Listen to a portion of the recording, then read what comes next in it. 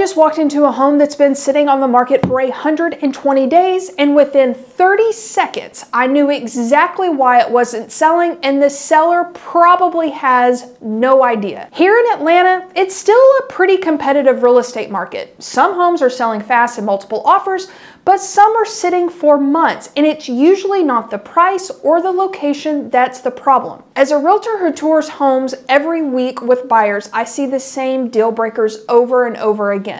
And today I'm breaking down the top 10 things that are killing your chances at getting an offer, things you can fix right now before your next showing. And no, I promise, this isn't about spending thousands on renovations. These are simple changes that cost you little to nothing, but could make you tens of thousands of dollars. And stay with me until the end, because the number one thing is something that 90% of sellers do wrong, and it's costing them buyers. Here's the reality. When you decide to sell your home, you need to make a mental shift. This is no longer your home. It's a house on the market, and it's now a product. And just like any product, how you present it determines whether people buy it or simply walk away. And here are the 10 things that absolutely cannot be in your home when you are trying to sell. Number 10, excess family photos. Now, I'm not saying you need to strip every picture off the wall and make your home look like a sterile hospital room, but a couple of tasteful photos, totally fine, and it makes the space feel warm and lived in.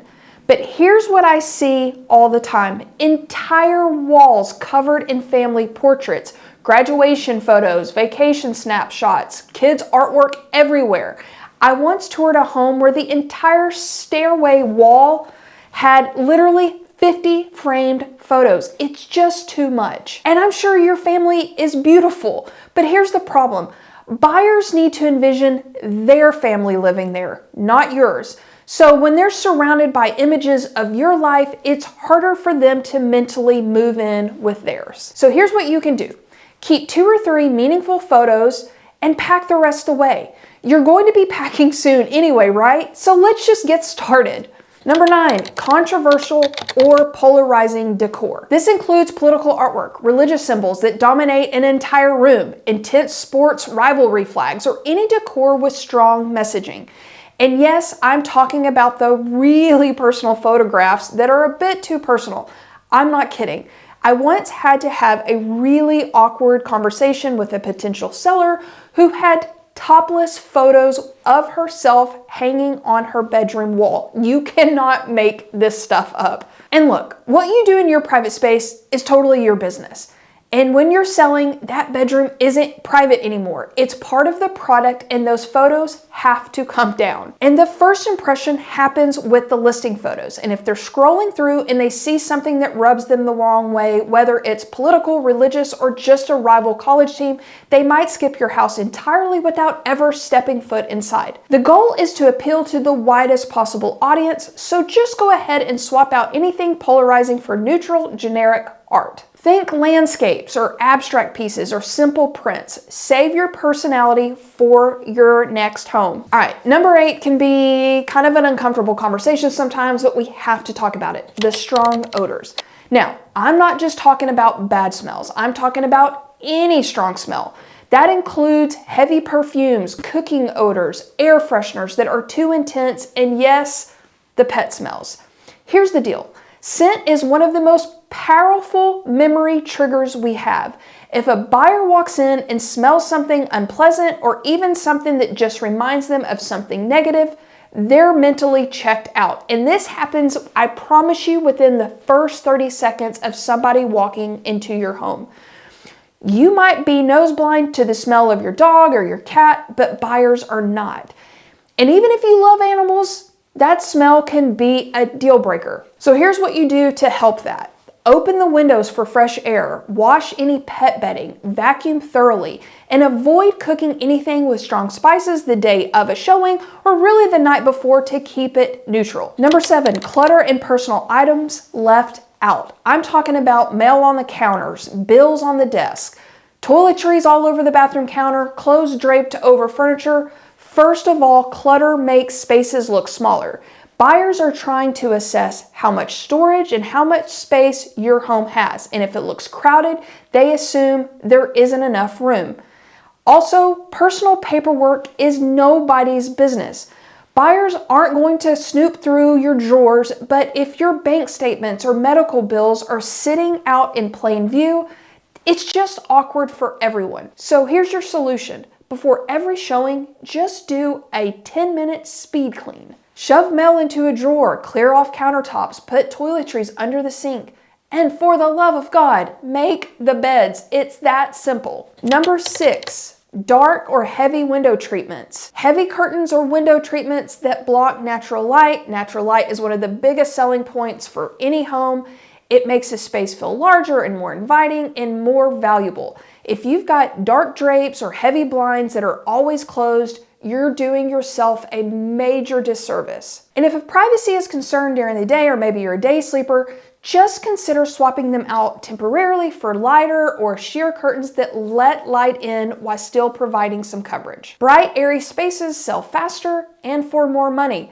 Don't sabotage yourself by keeping your home in the dark. All right, number 5 is a common one: outdated or overly personalized paint.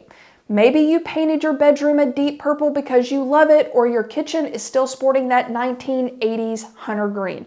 Here's the thing, not everyone shares your taste. And when a buyer sees a color they don't like, they immediately start calculating how much is it going to cost them to repaint, and that affects their offer. Now, I know paint is not that expensive and it shouldn't be that big of a factor, but it is. So here's the solution. Think neutral tones, grays, beiges, soft whites. These are your friends. They appeal to everyone and they let buyers focus on the space itself and not the wall color. A few $100s in paint can literally add thousands to your sales price. Number 4, visible repairs or maintenance issues that you've been ignoring. I'm talking about the leaky faucets, the cracked tiles, holes in the wall, broken cabinet handles, burnt out light bulbs. You might think, oh, it's just a small thing, but buyers see it, I promise. Every one of those little issues signals to them that the home has not been well maintained. They start wondering, if they can't fix this, what else is wrong that I can't see? Walk through your home with a critical eye. Fix anything that's broken, patch any holes, replace burned out light bulbs, tighten loose handles. These are minor fixes that take minimal time and money, but make a huge difference in how buyers perceive your home. Number 3, too much furniture, or furniture that blocks the natural flow of a room. I see this all the time. Sellers trying to squeeze every piece of furniture they own into their home because they don't want to deal with it, or maybe they just don't want to get rid of it because it belonged to grandma. But here's what happens. Rooms look smaller, pathways get cramped, and buyers literally cannot move through the space comfortably. They walk in, they feel claustrophobic and leave, and you need to depersonalize and defurnish. And here's my best piece of advice. Just remove about 30% of your furniture before listing, even if you have to rent a storage unit in the meantime. Create clear pathways, open up space, and let buyers actually see the room, not just your stuff filling it. Number 2, pets. And this is a tough one because they're family members and they live in the home, and sometimes we don't know what to do with them. And I know, I love your dog too, and I love your cat, and I love your bird, and whatever pets you have, they are family, mine are family, look at my babies. But not everyone is a pet person. That's just the reality. I mean, I don't get it, but whatever. When a buyer walks in and your dog is barking, or they see a little litter box, or there's pet hair on the furniture, or they're worried about allergies, the showing is basically over. They're distracted, they're uncomfortable, and they're not focused on the home. So here's what you should try to do instead. Take your pets with you when you leave for a showing. Take them to a friend's house, a doggy daycare, or even just for a car ride. And if you have caged animals like birds, cover the cages with a clean sheet, put them in a quiet room like a garage or basement if possible. And I get it. I know it's inconvenient, but it's just temporary. And it could be literally the difference between you getting an offer and sitting on the market for months. And this is just the stuff that people just don't always tell you because these conversations can be hard. Here is the number 1 thing you have to stop doing. Stop being home when your home is being showed. I cannot stress this enough. When you are home during showings, it makes buyers incredibly uncomfortable. They can't speak freely. They can't point out things they don't like. They rush through it just to be polite. And most importantly, they cannot envision themselves living there because you're still living there and you're following them around, making sure they know about every detail and every story, about every picture, every piece of furniture in the house. People cannot think straight.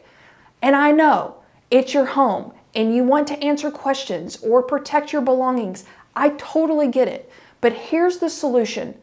Let your listing agent handle the showings. That is literally part of their job. And a good realtor knows how to stay out of the way, but still being available to answer questions. And hey, if it's a security concern, install cameras and disclose them with the signage at the front door that they're on camera. Then you can sit in your car down the street or go grab a coffee and monitor your home from your phone. And the mental shift from this is my home to this is a product I'm selling is absolutely critical, and you have to get there. And a part of that shift means removing yourself from the equation during showings. You have to trust me on this. It absolutely works. If you found this video helpful, do me a favor and hit that subscribe button and drop me a comment below telling me which one of these 10 things surprised you the most. Thank you so much for watching, and I hope to see you on the next one.